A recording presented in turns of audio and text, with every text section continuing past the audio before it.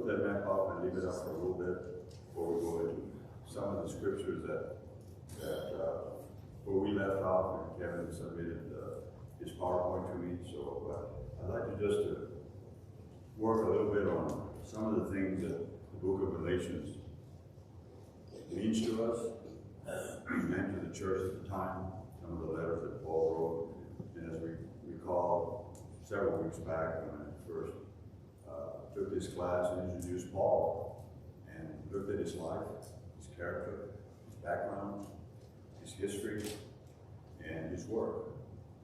So again, Paul has left us out of 13 some letters he wrote. Paul has left us with a lot of lessons to the church then, to the church today, and left us with lessons that we can apply to today. So the book of Galatians, if you wanted to put a title to it or one-line sentence about what it's about and what it means when Paul was writing this letter to the Galatians, it shows the importance of the truth of the gospel. It's really what it does. And Paul wrote this book to preserve the truth of the gospel and also to defend the flock against those false teachers who attacked the gospel of Paul, which really came from Christ himself and Paul himself. Those two things were under attack. So what is the gospel meant to Paul? What was he trying to teach? Anybody? Basically, where the false teachers and those who were against him and against that were teaching the opposite. What was he really trying to teach? That it wasn't always acceptable to not only the Christians at the time, but also the Jerusalem leadership. He had a lot of work to do to convince everyone that the gospel he was presenting and he was delivering came from him. Where did he come from? Christ himself, right? It didn't come from him. It came from no man. And we'll look at that a little later. So anyway, the truth is, on this gospel that Paul was teaching, that we are saved by faith alone, apart from all our works. We're only saved in the merits of Christ's righteousness, not on the merit of our own. That was Paul's message. But everywhere he went at the time, in his teachings, all through Galatia, there was backlash for all his gospel. And the church was being attacked from within, by false teachers. So what were they trying to do? They were trying to change the work of Jesus and the work he finished. And to do what? Not only change it, but they wanted to add to it other requirements. And I think we're all familiar with what that meant. They wanted to keep things under the old law. Now, unless you were Jewish, you couldn't be a Christian. Basically, that's what Paul was fighting Paul on. Besides, his attack on himself because of his track record, his background, and everybody knew that. And all of a sudden now he does a 180, so people didn't trust him. So he was working on those two fronts to not protect himself, but to convince the world out there that the gospel was for all men. And then trying to defend himself to get credibility. Throughout Galatians, he talks about how he needed to, not to prove that the gospel was true, but to prove himself that he was doing everything for the cause of Christ, contrary to what he did before when he persecuted the church and Christians a lot. So he wrote that book for two reasons. And that's to preserve the gospel and to protect the flock himself. So we saw in chapter 1, Paul's defense of his ministry and his message. And in chapter 2, which we'll be going into shortly, and Kevin got to the first 3 verses, 2 verses. He continues his defense in chapter 2. And what was the actual accusation by those false teachers? The gospel that Paul was delivering wasn't the real gospel.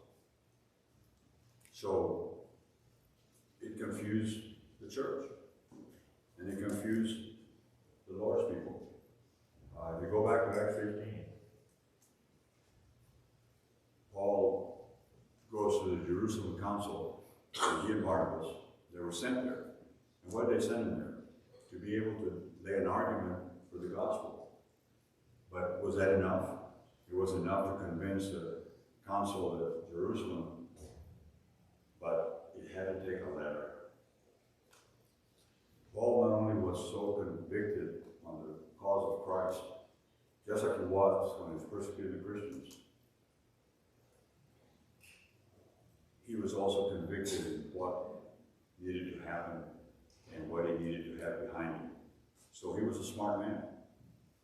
He could have just kept on going because Paul had no doubts about the gospel. He knew where that came from. So it wasn't because he was doubting himself, but he needed something else. And when he goes to Jerusalem for the second time, as we'll go talk about it a little bit, was to get that push behind him. Did he need it? As far as the truth in the gospel? No. Was he weak because he couldn't handle it himself? No. But it was important to him to have everybody in the same boat. So that was that teach us in the church. Paul also believed in unity of the church. So he had started to talk. If I run a company and I want my people to follow me, I got to start up here and lay out a unified business plan, approach, and I have to lay out something that people can buy into. So Paul was a smart man, even though he didn't need to have anybody's help. He knew what he was delivering. So Paul's gospel begins and ends with Jesus. Period. That was his position. That was his stance. And that works play no part in justification. And that's what the false teachers are trying to do. But where did Paul hear all this? And I think I've already mentioned that a couple of times. No man revealed it to him. The risen Christ himself gave him this message.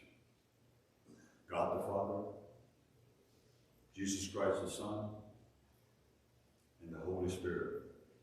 So Paul had a very strong, I call it an edge. He had no fear because the gospel came from the Father, the Son, the Holy Spirit, and he was commanded to use that message and deliver that message. So he had an edge, contrary to what maybe the false teachers thought. And somebody wrote, and I just quoted, what Paul preached wasn't a made-up, ear-tickling, live however you want now that grace has come gospel. That's what the false teachers were trying to teach. Who needs the truth? If your works, they take you there. But Paul, he was so committed and so, he was a bull. When he was persecuting the church, after his conversion, same decision, same conviction, same effort. So Paul was not going to budge. But regardless of that, he had to deal with the false teaching and how it was affecting the early church and the Christians. So these false teachers, what do they want? They want to take Jesus and lower him to a lower role. the position of man. Basically saying, who needs a Savior when your works do just as well? Of course, we don't accept that. We don't believe that. So Paul has left us some lessons in Galatians throughout his books that emphasize the power of the gospel. And he really believed that. So he wasn't going to budge. He was going to fight it all the way. And he did.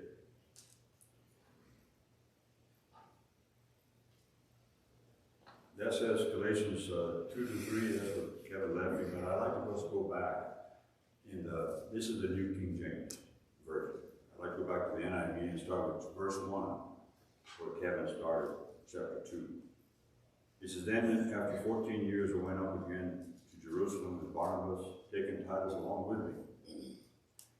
I went up because of a revelation and said to before them, though privately, before those who seemed influential. We'll talk about those comments that I've highlighted up there a little bit. The gospel that I proclaim among the Gentiles in order to make sure I was not running or had not run in vain. That's where we left off last week. And Kevin asked for some comments about what that meant.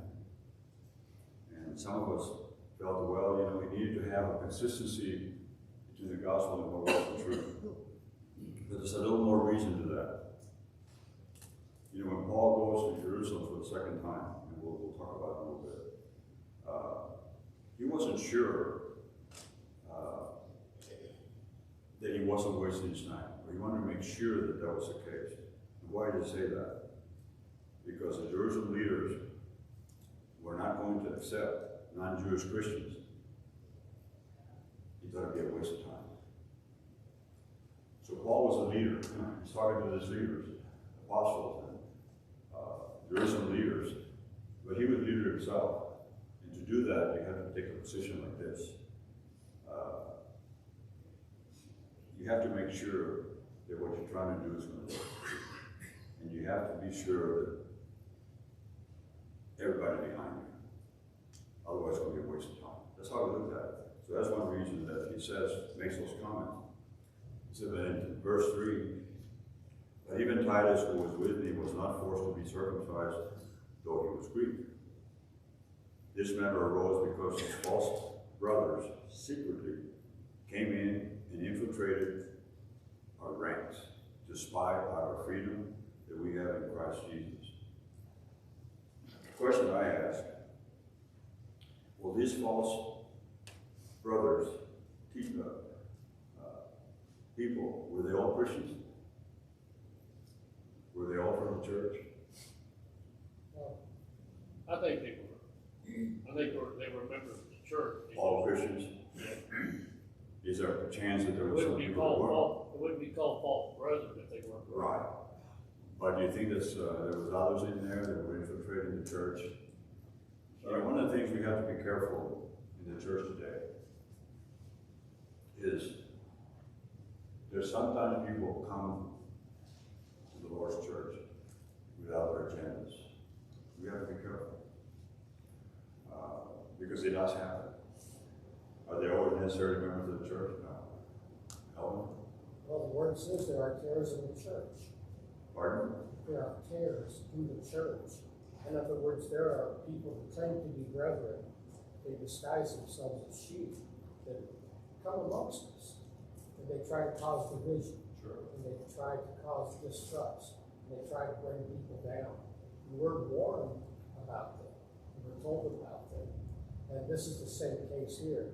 It's easy for me to go to any church I want to, whatever religious group it is, and I can wreak havoc in it with the knowledge that I know if that was the case.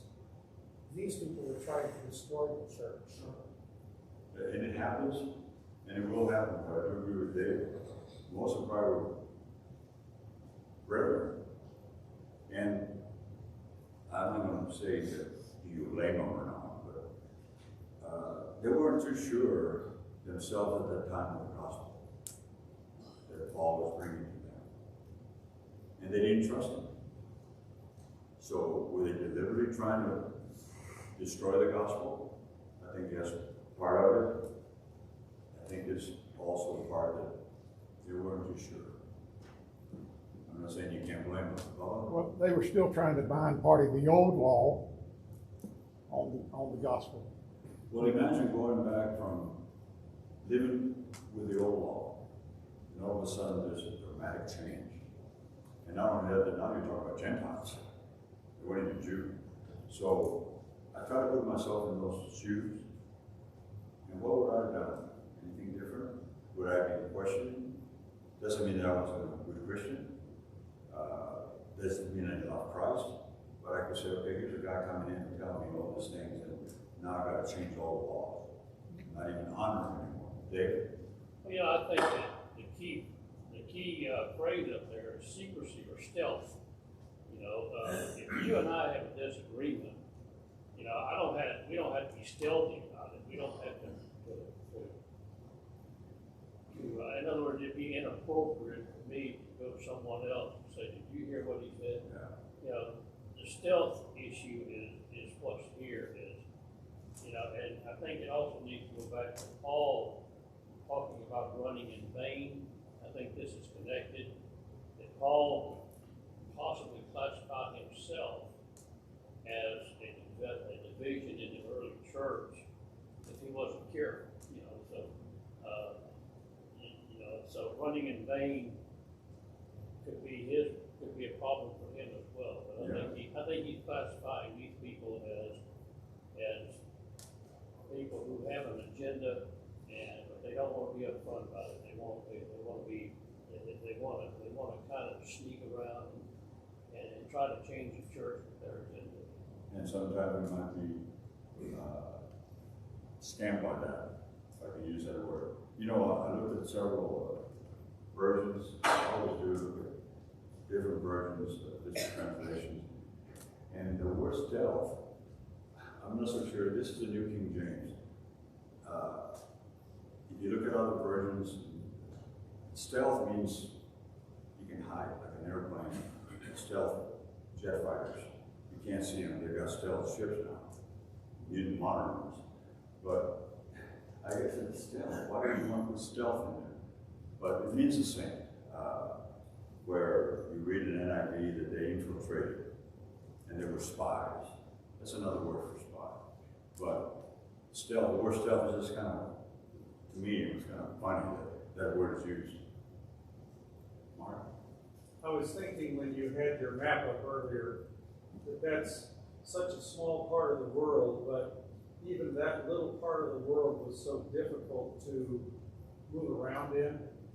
And so how basically frightening it would be for Paul to go somewhere, spend a lot of time, and try to get people on the right track, thinking the right way, understanding the message, and then to walk out the door thinking you might never get back there or it might be a long time. And as soon as the door closes behind him, there's these other people that are employing these tactics to try to undermine what he was trying to accomplish. And so he's trying to go from point to point to point on that map to try to keep things working and correct. But there's all these other people that are right behind him and willing to come in as soon as he leaves town. And I was thinking about this years and years ago. There was this guy on Ed Sullivan. They used to have all these different acts that came on. There was a guy that came on and he spun these things and the plates would go around. I don't know if people remember that or not. But his shtick was he would try to get as many of those things up in the air and going. And he'd have to run over here to get this one going. Then he'd have to run over here and spin this one, then spin this one. And that's kind of what Paul was doing here. He was trying to keep all these plates in the air or these groups on track while he had all these people that had local influence that were trying to come in and undermine what he was saying. It would have kept, I don't know how he ever got to sleep at night. Kind of keeping it balanced. Yeah. The plate example is a good one. Yeah. It gets involved. Yeah. John?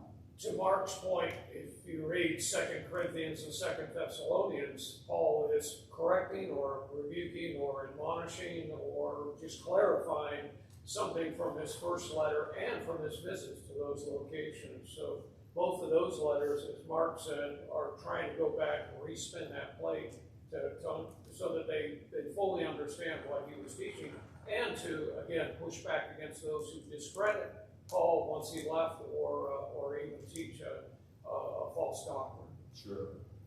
You know, Paul continued to went back to the churches that he established to correct them, encourage them, rebuke them.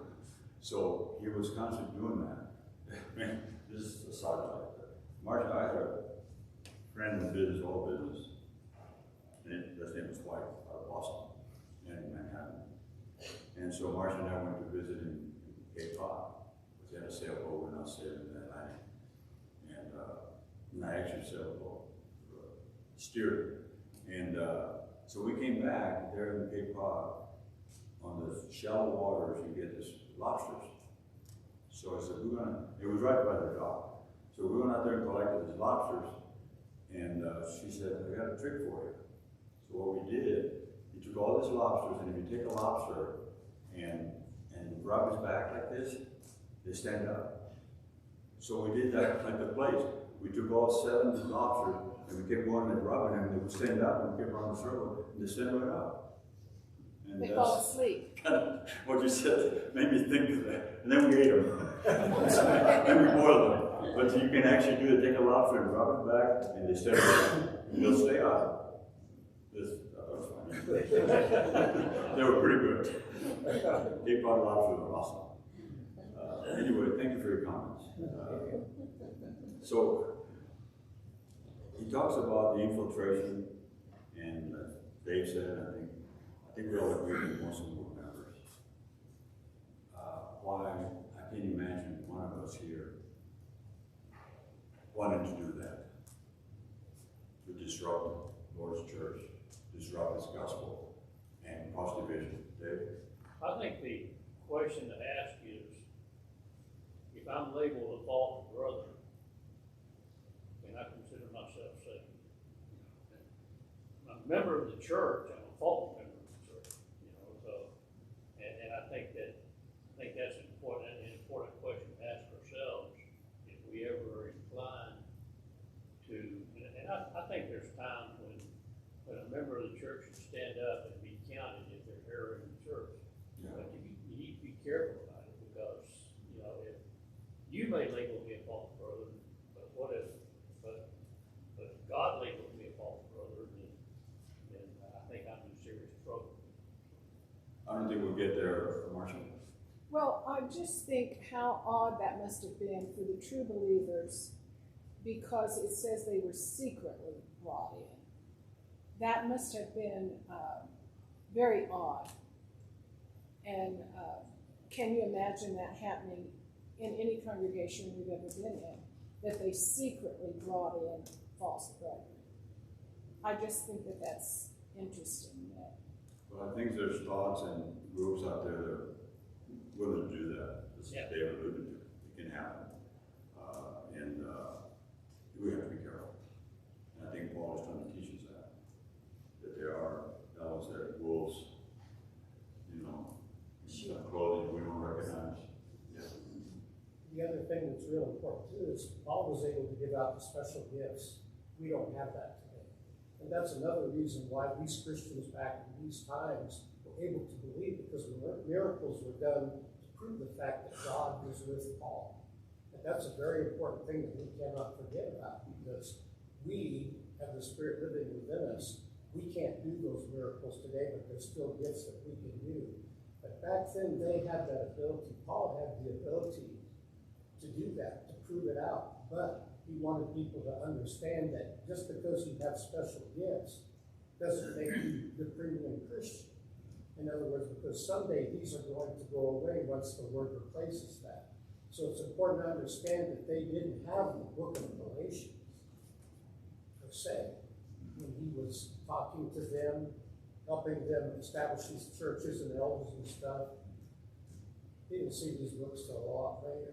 So the Holy Spirit was hard at work and behind Paul, and God was telling him at times, don't go here, go there, do this, don't do that, don't worry about this, do not fear. If God was talking to each one of us like he talked to Paul, we'd be unstoppable. And Paul was unstoppable. But the trap we fall into today, because we can look at the scriptures today and read it. In and you read all this, you say, well, it all worked out. Well, in those times, it wasn't the case. So we have to be careful that we don't have complacency based on that thinking. Well, you see, everything worked out, so, you know. I think we have to be aware every day of our lives of what can happen or what people try to do with the gospel. It could come from within. I think Paul would teach a great lesson here. And also in verse 5, he says, to them we did not yield in submission, even for a moment, so that the truth of the gospel might be preserved in you. That word says continue in you. And NIV says preserve, or you could use the word remain. Steve? I would just say the word liberty really stands out to me there. And the reason being is everyone was against the church at this time. You know, you have the governments, the rulers, you have even, Pharisees, Sadducees, you have Jewish sects against them. And I think liberty really freed them to do, Jesus said over and over again that, his kingdom was not of this world. And even his disciples had a hard time understanding it. But while people were looking for earthly kingdoms with rules and laws, the spiritual kingdom that the church was offered at the time was only linked to Jesus, And I think that word liberty, though, really kind of stands out in the context of what they were facing at that time. Well, again, we can never compromise the truth, number one. And Paul had a tall challenge, didn't he? He had to create an argument and arguments. And another lesson that I have maybe some other time, Paul had 4 arguments for the gospel. And you can go into detail into them, not today, but so Paul waits what? How many years to go back to Jerusalem? Anybody? 14 years. And the second time, when he went to Jerusalem, he went there another time, as we saw in the first chapter of verse 18, where he goes to see Peter, just to get acquainted with him. That was his first time. He only spent 15 days with him, right? Then he comes to Jerusalem again. This time because, I think Ellen just mentioned it, it was a revelation. God sent him there. It wasn't his revelation. God sent him there. God gave him that message. Christ gave him that message. But what did he do? Again, Paul is, I think he's a wise man. That's how I see Paul. I love Paul. I actually made a complete, several years ago, a lesson with Galatians. I love Galatians. But I also love his books and his letters. He went there with horns and microphones. He went very quietly to visit with the leaders. He says quietly and not publicly. Even though he had a message to deliver, an argument to make about the gospel and what was happening in the church because of false teachers and misleading people being misled. He went to him privately and quietly. That to me shows the character of Paul. Not only Paul was a champion for the cause of Christ, he was a leader. He knew what he needed to do to get things done. And sometimes we don't do enough because we don't take charge, whether it's in our secular lives, in our Christian lives. And I don't think we'll get there today. Dave, I was going to go back to you. In verse 11 and 13, 14, 15, what does Paul do with Peter? He goes tapping in the back when Peter was eating with the Gentiles, and all of a sudden others start coming in and he runs. We rebuked him to his face. Yes, he went right to his, I went right to his face. And that's what they were But saying. not only that, but he rebuked them in front of everybody. Everybody. Paul was, He put him on the spot in front of everybody. I mean, But you know, that's a discussion for another discussion, that sometimes we feel that we can't say anything when something's wrong, somebody's wrong, especially in the Lord's church, especially when it comes to the truth. Just like Dave says, a lot of things we disagree on sometimes, but when it comes to the truth, there's no room for exception. And so I would have to address it, and Paul did that. That's that in verse 11 to 15. We won't get there today. Got too much to cover. So Paul had nothing to prove to anybody, even though he goes through all these efforts. Another trip to Jerusalem. He had nothing to prove. Why? Because the gospel came from Christ himself. And he knew that, and he was comfortable with that. He was confident about that.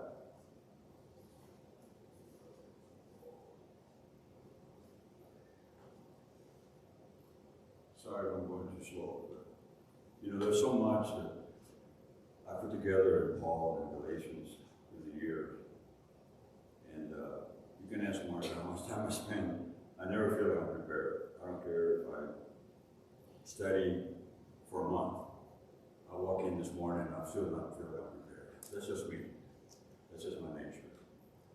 I'm never prepared enough. In verse 6,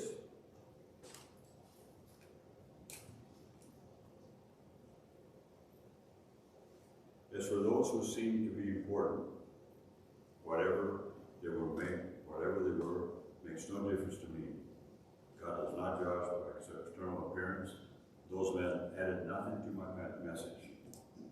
And you can see what it says in New King James Version. So who are these somebodies? Were they important? Yes. Were they influential? Yes. What does he say? Their influence did not matter to me. How can Paul be so bold to say that? Or anybody? I think we just addressed that a minute or two ago. Jim? You have to be very careful with eloquent orators. They can lead us right down the wrong path, the way they talk. You have to be paying attention continuously how they lead us in the wrong direction. That's what was going on here. They were eloquent and they were the way they could.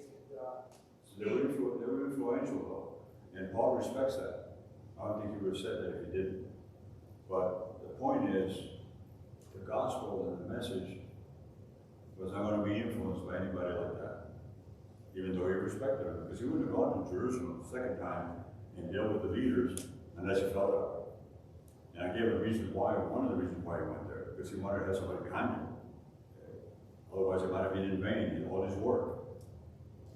If he goes back to Galatia and teaches the gospel, and they're not behind him, and they don't accept that, and they won't accept Gentiles, because they're not Jews, to become Christians, he's got a problem. So Paul was a wise man, I think.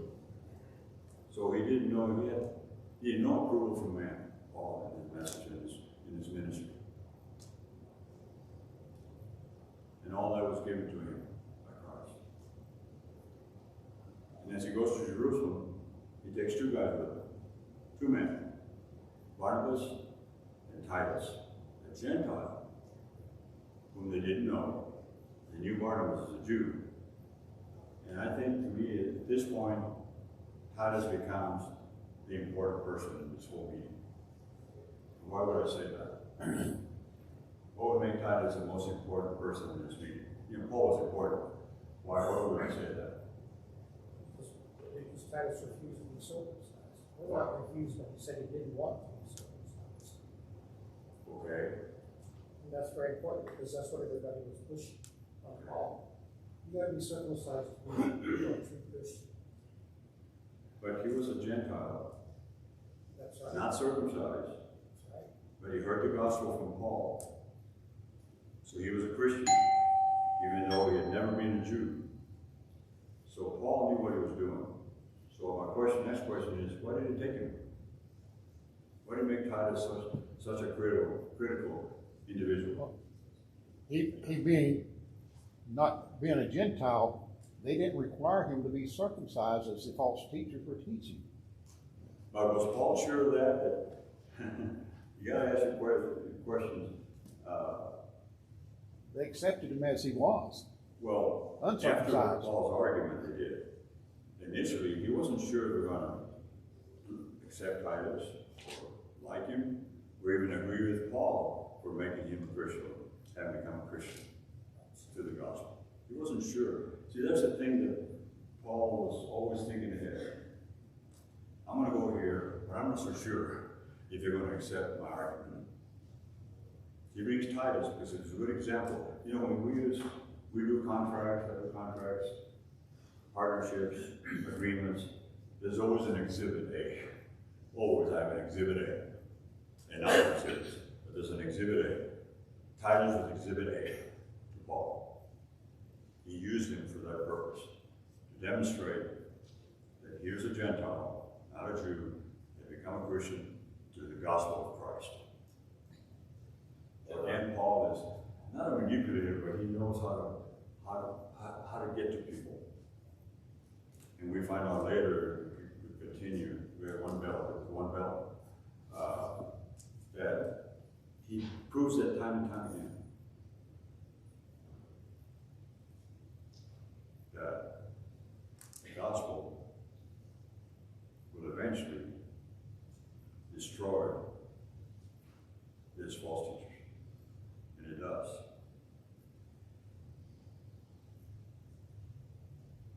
So Titus to me was exhibit A. He brought something that made a major difference in the history of the church. Why is that? Because, and I'm going back to running in vain, the Jerusalem apostles forced circumcision on Titus. They say they would have done that. Proclaiming it was necessary for salvation. The entire foundation of justification by faith alone would crumble and the gospel would lose its power. So Paul knew how to handle the situation. And he did it. Could have done it on his own. He was a kind of a bull. But he needed to have the blessing, the acceptance of this, or otherwise it was for naught. Was Paul afraid of that? I don't think so. But he knew he needed to do something like that to continue the gospel of Christ in the way he was told to do and how God made him a revelation. Yes, I think the thing we should find this is very important is Acts 15, the Jerusalem Council. Those that are familiar with that will see exactly why the reason Paul was there. This was something that was very, very important. And this is one of the reasons God wanted him to go there. Because these things had to be straightened out right there, right now. And the letter was sent to all the churches of how they should act, and this Acts 15 explains that whole process. Like God could have said, just go, don't worry about it, I'll take care of it. Paul still needed to do some steps. It's very obvious in his Galatians what he was doing. Very obvious what he was trying to do. He could have said, well, God, take care of me, I'll just go. And sometimes in our lives, in our Christian lives, we say, well, I run out of this, run out of that, this happened. God will take care of it. So I don't do nothing, I just sit there, I'm not worried about it. We can't be that way. This takes action, and Paul was taking action. He could have said, well, God will take care of me, I'm not worried, I'm going to go on.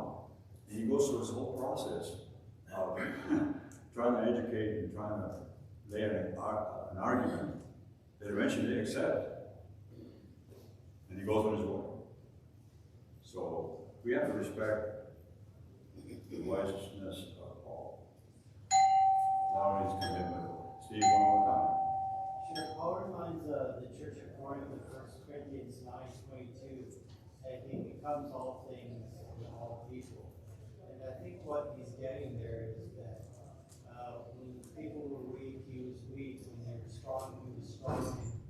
He would follow maybe some of the things that they were doing, but it was to integrate with the church. He was always looking to integrate with the members, even those at Corinth, and not be a part,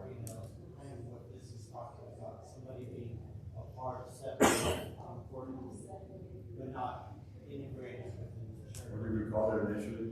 Unity? Paul wanted unity in the church. As far as I could get this morning, thank you for your comments and your attention.